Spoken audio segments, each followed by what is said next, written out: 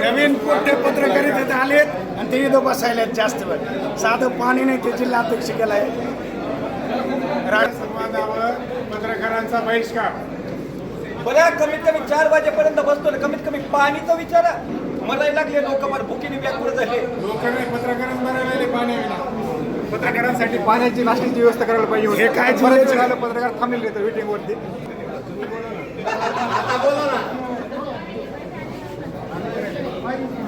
प्रतिक्रिया द्या काहीतरी. काय नाही सर, पत्रकार परिषदेत वेटिंग करतोय सर. 12:30ची पत्रकार परिषद होती. 2 वाजल्यात.